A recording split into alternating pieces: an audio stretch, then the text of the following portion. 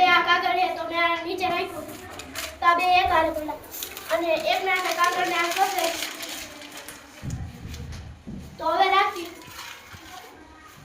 તો સૌથી પહેલા આ કેમ પડે જો પહેલી વખત આ બે પદાર્થ આમ નીચે પડ્યા તો બેયનો આકાર હરખો હતો, બેયનો વજન ઈ હરખો હતો, એટલે એક જ સમયે નીચે પડ્યા. હવે બીજી વખત શું થયું કે આને આવી રીતે નાખ્યું ને તો આનું ક્ષેત્રફળ એટલું છે, તો પૃથ્વી તો હરેક પદાર્થને નીચે જ ખેંચે એટલે નીચે જ જવાનું, પણ આ બે વસ્તુમાં ફેર એટલો થયો કે આની નીચે પડતું હતું ને નીચે હવા હતી, તો આનું તો ક્ષેત્રફળ વધી ગયું, તો આનું દબાણ હવાનું દબાણ વધે ને આની માથે, એટલે ફટાફટ નીચે ના આવવાનું, આનું ક્ષેત્રફળ ઓછું. આની એટલી હવા આમ ઉપર દબાવતી નહોતી, સમજાણું ને? આને હવાનું દબાણ નીચેથી લાગે કે ના લાગે?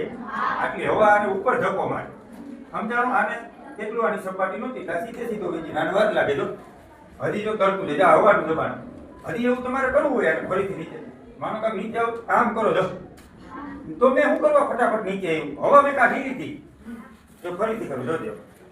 પેલા અહીંથી મેલું કરો, હવા હોય જો શું થયું, હવા મેં આમ ધક્કો માર્યો, હવા નીકળી તો ફટ નીચે આવ્યું. ને ચંદ્ર ઉપર કરીએ તો બંને સમાન રીતે નીચે વસ્તુ હોય. ઉપરથી આપણે માનો કે કોઈને 20 રૂપિયા નોટ દેવી હોય, મેં હવારમાં 20 ની નોટ ઓલા દીધી, કામ ખોલીને દેવાય કામ ભેગી કરી ખોલીને આમ ઉડીને ક્યાંય જાય કે ના?